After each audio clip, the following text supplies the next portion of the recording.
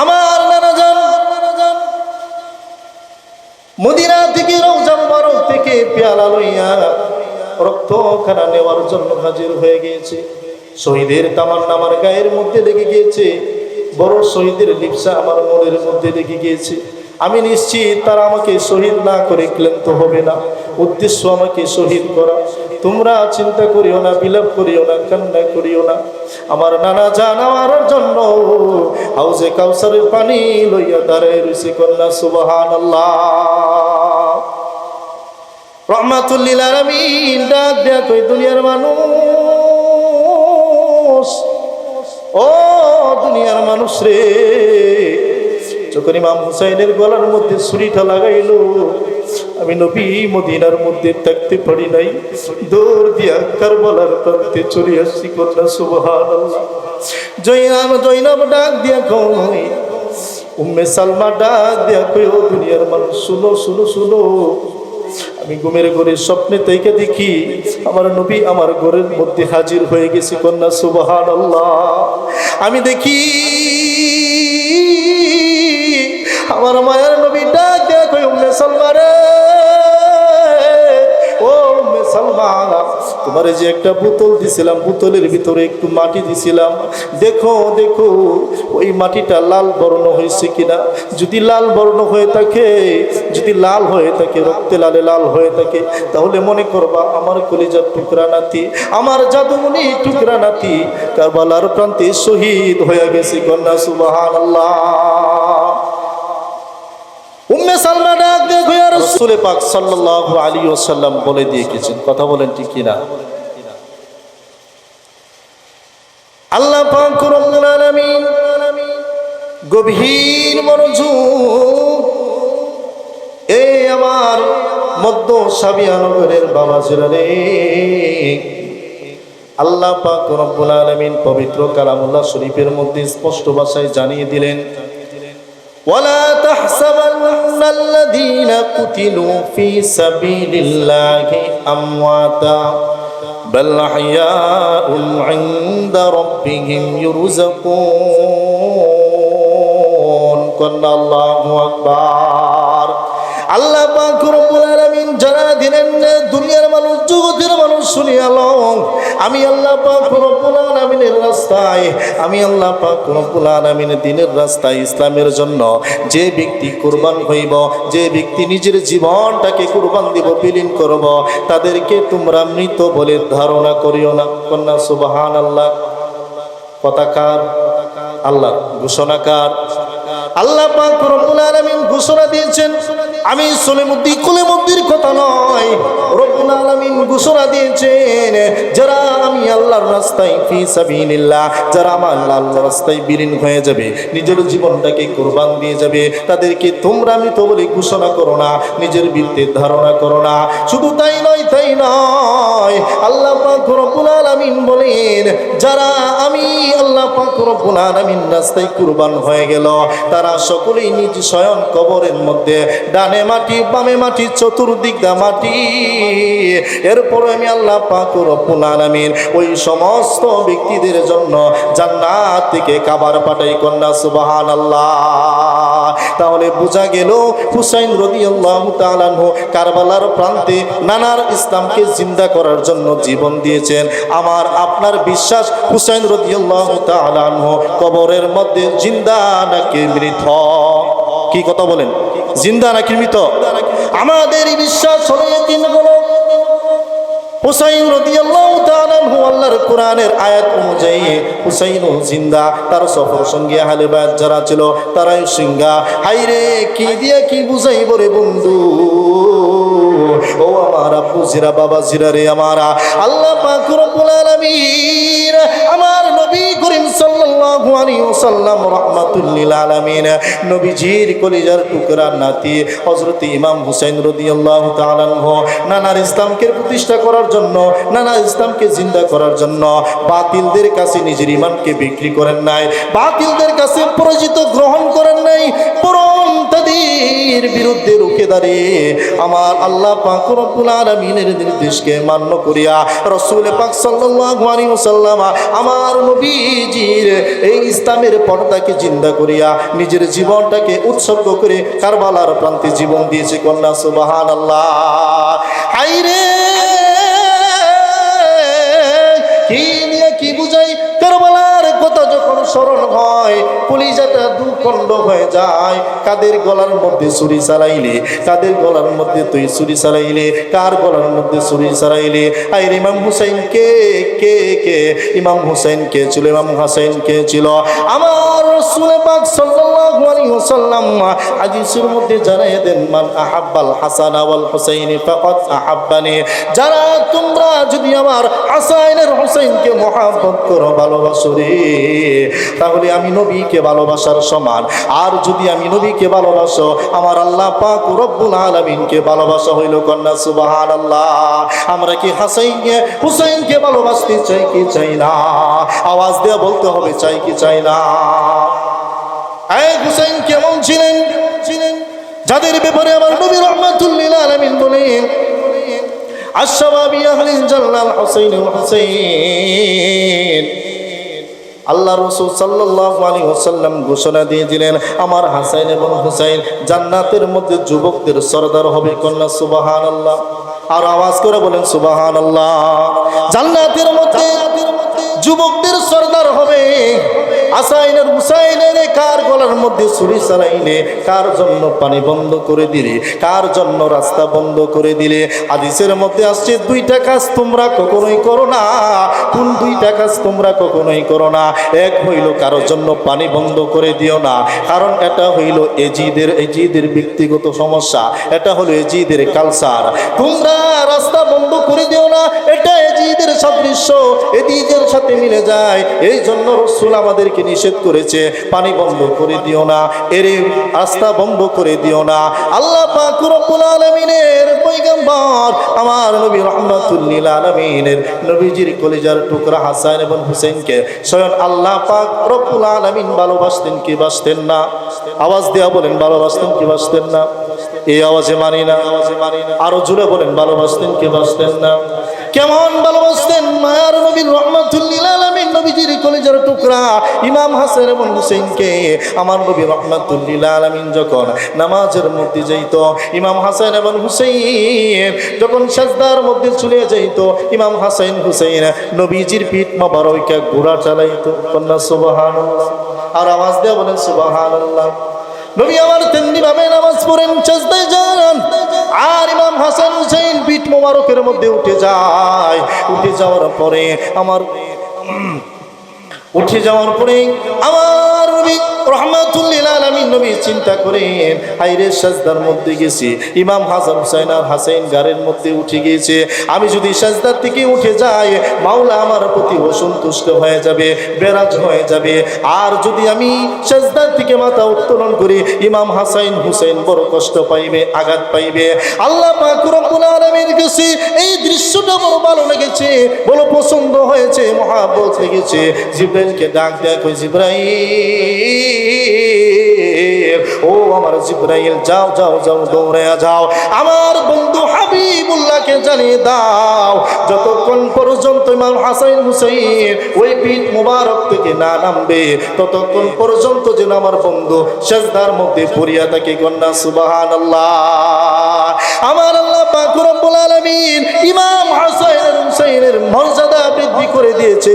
ইমাম হাসান হুসাইনের এই শহীদের বিনিময়ে কোটি কোটি নবীর গুনাহগার উম্মতদেরকে কাল কিয়ামতের ময়দানে আল্লাহ পাক রব্বুল আলামিন নাজাতের ব্যবস্থা করে দিবেন। কন্যা সুবহানাল্লাহ। হায়রে কার গলার মধ্যে ছুরি চালাইলি একবারও চিন্তা করলি না?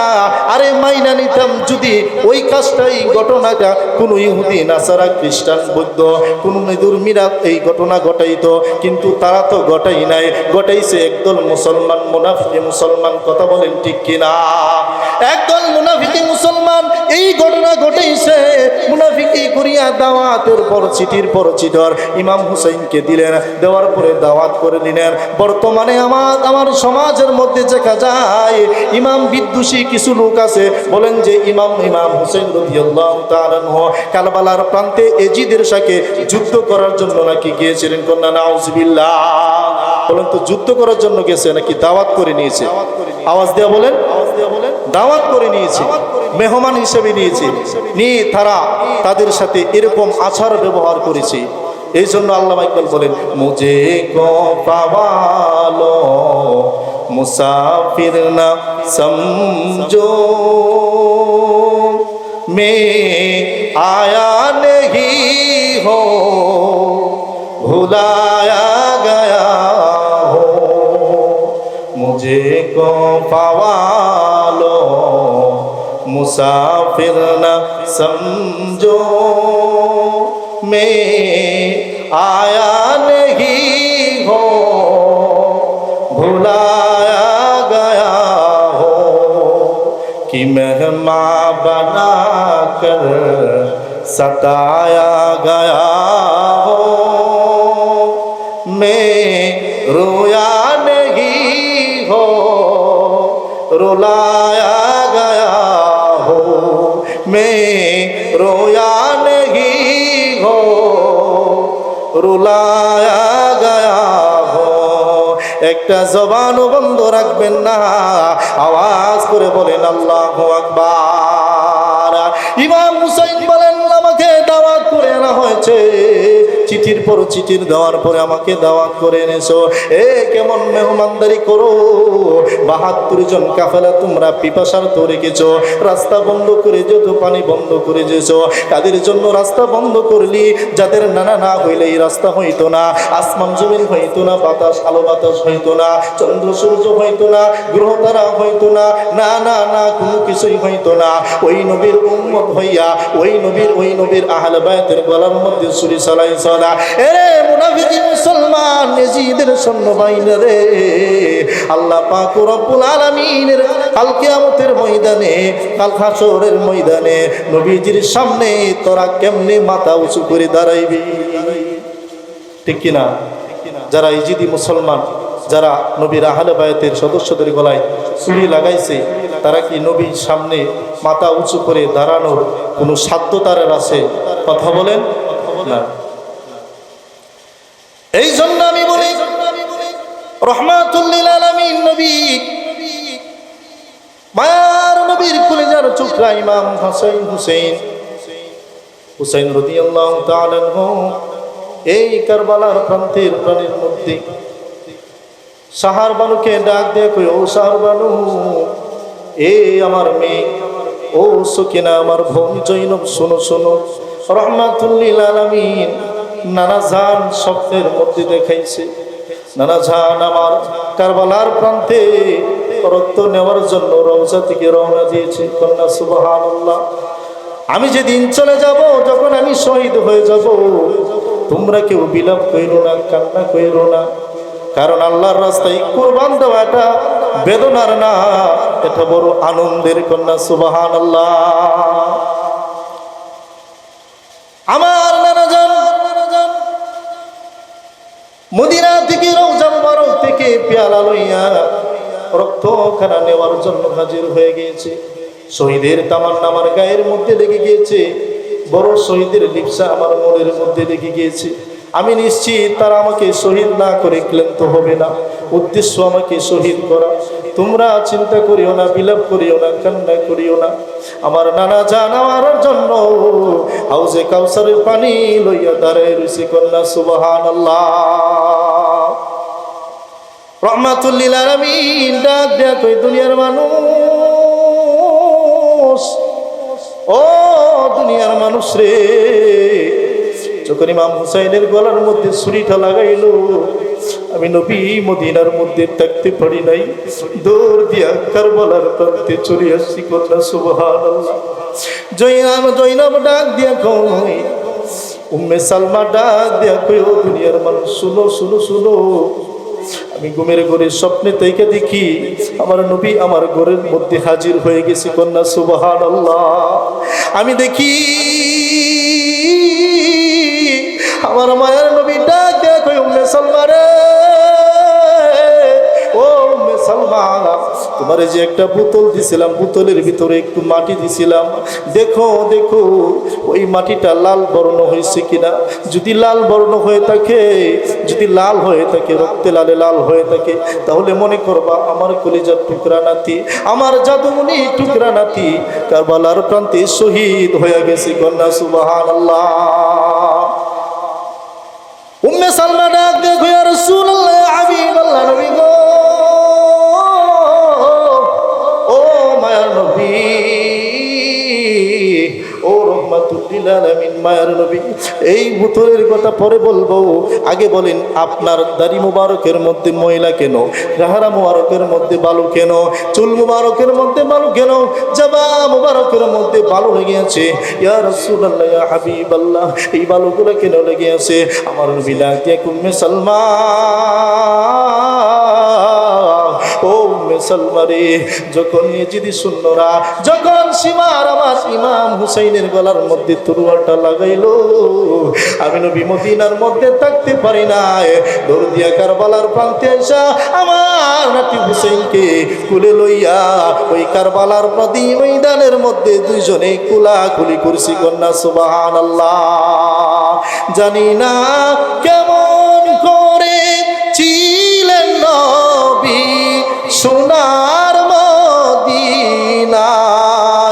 জানি না কেমন করে ছিলেন নবী সোনার মদিনায়, যে সময় এ জিদের দল হুসাইনের গলায় তলোয়ার চালায়, হে হোসেন নবীজির औलाद, কন্যা কন্যা, হে হোসেন নবীজির औलाद, সালাম জানাই মোরা তোমায়, সালাম জানাই মোরা তোমায়, যে মাতায় হাত বুলিয়ে গুম পারাতেন আম্মা ফাতেমায়। কন্যা আল্লাহু আকবার।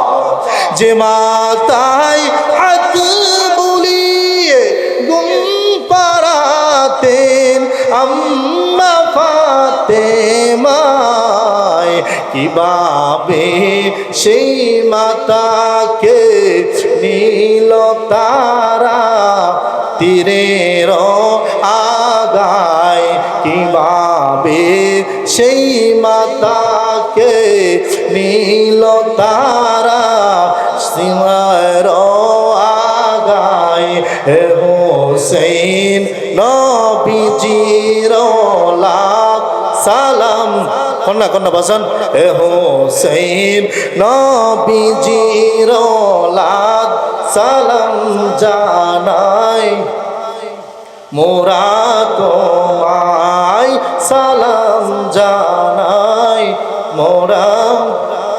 বন্ধুরে,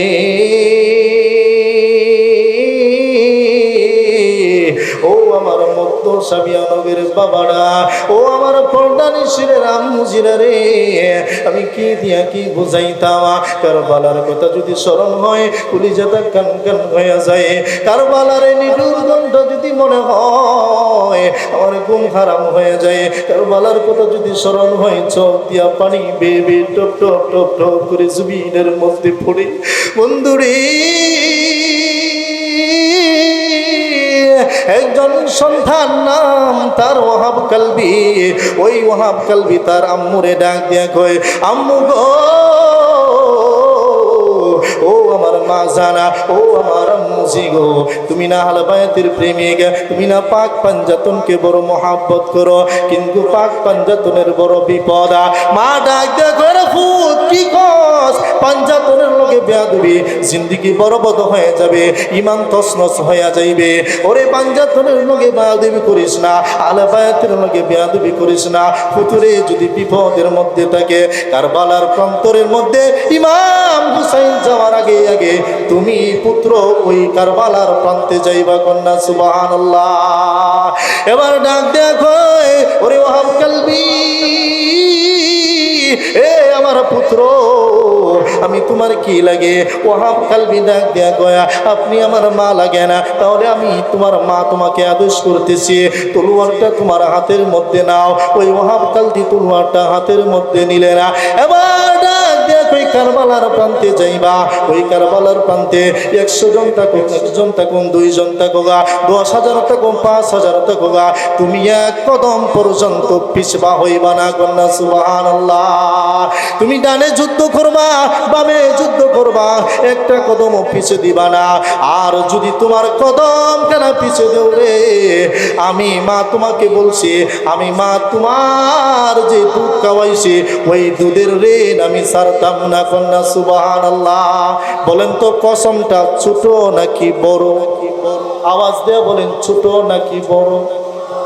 ওরে মায়ের একদার দুধের দাম কাটিয়া গায়ের ছাপ, মায়ের একদার দুধের দাম কাটিয়া গায়ের ছাপ, পাপুস বানাইলে গরন সুদ হবে না। এ মন্দর দিয়ে আমার কেউ হবে না আমার মাগো, এ মন্দর দিয়ে আমার কেউ হবে না আমার মাগো। কন্যা আল্লাহু আকবার। জবানটা ঘুরে গলে বলেন, ইয়া রাসূলুল্লাহ, ইয়া হুসাইন। ডাক দেন, ইয়া হুসাইন। বন্ধুরা রে, ইন্দিমিন টাইমে ওই ওয়াহাব কালবির আম্মা কসম দিয়া দিলেন। ওয়াহাব কালবি তলোয়ার লইয়া ওই কারবালার প্রান্তে গেলেন। বামে যুদ্ধ করে, ডানে যুদ্ধ করে, সামনে যুদ্ধ করে, আর যখন পিছনের মধ্যে যাইতে চাই রে, পিছনে যখন কদম ফেলতে চায়, ওই মায়ের কসম দেওয়াটা, মায়ের কসম দেওয়ার কথা তার মাথার মধ্যে স্মরণ হয়ে যায়। এই মাইমে ওই ওয়াহাব কালবি যুদ্ধ করতে করতে যখন একজন পিছন থেকে আইসা রে, ওই কল্লাটার মধ্যে কূপ দিয়া কল্লাটারে দুখণ্ডিত করে ফেলছে। কন্যা নাউজুবিল্লাহ। ওই ওয়াহাব কালবির মার মনের মধ্যে জাগনা দিল রে, আমার ওয়াহাব কালবি আর দুনিয়ার মধ্যে নাই। ওয়াহাব কালবি শাহাদত বরণ করেছে। এজিদি সৈন্যবাহিনীরা, ইবনে জেহাদের সৈন্যবাহিনীরা ওই ওয়াহাব কালবির মাথাটারে এইভাবে ধইরা, এইভাবে টিস্যুটারে লইছে, এইভাবে এই চুলের মধ্যে ধইরা ওয়াহাব কালবির মাথাটারে নিয়ে মার কাছে গেলেন। কোথায় গেলেন? ওয়াহাব কালবির মার কাছে গেলেন। যাওয়ার পরে আমরা যখন কেউ যদি আমাদের ছেলে সন্তানকে কল্লাটা দুখণ্ডিত করিয়া মার কাছে নিয়ে যায়, তখন মা কি কানব না হাসব? কথা বলেন, কানব না হাসব? কিন্তু ওয়াহাব কালবির মা মুস্কি মুস্কি হাসে। কেন কেন রে হাসে? ওই ওয়াহাব কালবির মা মুস্কি হাসা, যখন মুস্কি হাসি দিলেন, তখন ইবনে জাহাদের সৈন্যবাহিনীরা বলেন, এরে আপনি, তুমি কেমন মা? সন্তানের এই কল্লাটা দেখেও তোমার কান্না আসে না, বরঞ্চ হাসি আসতেছে। ওয়াহাব কালবির মার হাতের মধ্যে ওই কল্লাটা দিয়ে আর ডাক দিয়ে বলেন, ও ওয়াহাব কালবির মা, ওই কল্লাটারে কবর দিয়া স্মৃতিচারণ করো, স্মৃতিচারণ করো। এরপরে ওয়াহাব কালবির মা ডাক দেয়া কই, ওরে জিদ সৈন্যবাহিনীরা রে, আমি মা কেন করবে হাসি জানি নি। আমি এতক্ষণ পর্যন্ত ছিলাম শুধু ওয়াহাব কালবির মা, কিন্তু আমি এখন হয়ে গেলাম শহীদ ওয়াহাব কালবির মা। কন্যা সুবহানাল্লাহ। এই ওয়াহাব কালবির মার হাতে যখন কল্লাটা দিল রে বাবা, ওই কল্লাটা দেওয়ার পরে ওই ওয়াহাব কালবির মা কি করেছেন, ওই কল্লাটারে তুলে ফেলে দিলেন, তুলে চলে দিলেন। অর্থাৎ ওই এজিদি সৈন্যবাহিনীদের নিক্ষেপ করলেন, বললেন ওই কল্লা তোমরা ফিরে আনাও। এবার ডাক দিয়ে ফেরে ওয়াহাব কালবির মা, সন্তানের কেল্লা পায়া তুমি কান্দো না, সন্তানের কেল্লা পায়া তুমি বড় খুশি পাও, তুমি বড় খুশি হয়েছ। তুমি কেমন মা, তুমি কেমন অপায়া মা। এবার ওহাব কালবির মা ডাক দিয়া কয় আমি আমার সন্তানকে আল্লাহর রাস্তায় ফি সাবিলিল্লাহ আল্লাহর রাস্তায় দান করে দিয়েছি আর ওই দান করা জিনিস ফেরত নেওয়া জায়েজ নাই কন্যা সুবহানাল্লাহ বন্ধুরে আমার